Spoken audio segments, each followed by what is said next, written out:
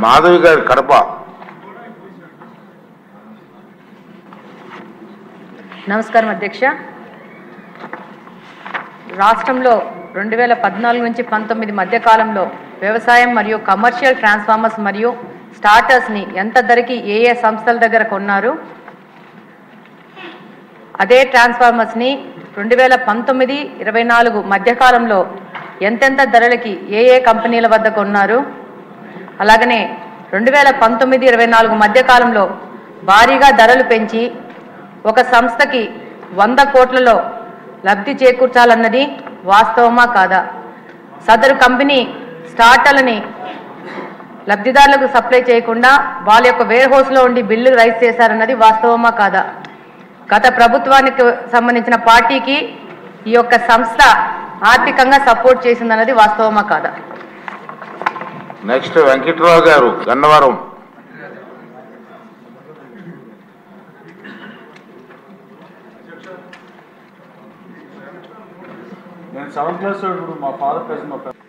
అధ్యక్ష, ముందుగా నాకు ఈ అవకాశం ఇచ్చిన మా అధ్యక్షులు పవన్ కళ్యాణ్ గారికి, అలాగే ఒక బాధ్యతగా తీసుకొని నెల్లిమర్ల నియోజకవర్గాన్ని అభివృద్ధి పదంలో తీసుకెళ్తానని అవకాశం ఇచ్చిన నెల్లిమర్ల ప్రజలందరికీ కూడా ధన్యవాదాలు తెలియజేస్తున్నాను.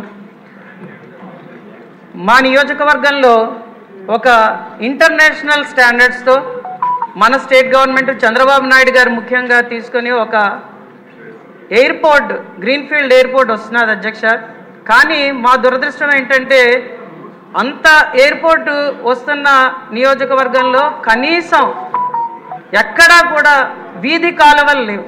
వాడుకున్న నీరు సరిగ్గా బయటికి వెళ్ళడానికి కాలువలు లేక ప్రజలు చాలా ఇబ్బంది పడుతున్నారు అధ్యక్ష. ఎంత ప్యాథటిక్ సిచ్యువేషన్ అంటే ఇంటి ముందర గొయ్యలు తీసుకొని వాడుకున్న నీరంతా గోతిలోకి వచ్చిన తర్వాత మళ్ళీ రాత్రిపూట మహిళలు అందులో నీటిని బయటికి ఊరి చివర పారేయడానికి బకెట్లతో తీసుకొని వెళ్లాల్సినంత దుస్థితి అక్కడ ఈరోజు ఉందంటే నిజంగా అది చాలా బాధాకరమైన విషయం.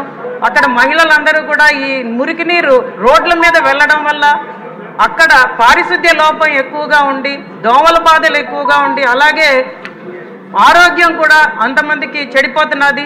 అలాగే ఈ మురికి నీరు అనేది ఎక్కడ పడితే అక్కడ స్టాగ్నేట్ అయిపోయి ఉండడం వల్ల భూగర్భ జలాలు కూడా మాకు చాలా కలుషితం అయిపోతున్నాయి. అధికంగా ఉన్న మా నియోజకవర్గంలో ఇది పుండి మీద కారంలా తయారవుతున్నది. కాబట్టి ఈసారి అధిక సంఖ్యలో నిధులు మా నియోజకవర్గానికి ఈ మురికి కాలువల నిర్మాణానికి గౌరవ మంత్రివర్యులు ఎలాకేట్ చేస్తారని రూరల్ డెవలప్మెంట్లో భాగంగా విజ్ఞప్తి చేయడం జరుగుతున్నది అధ్యక్ష.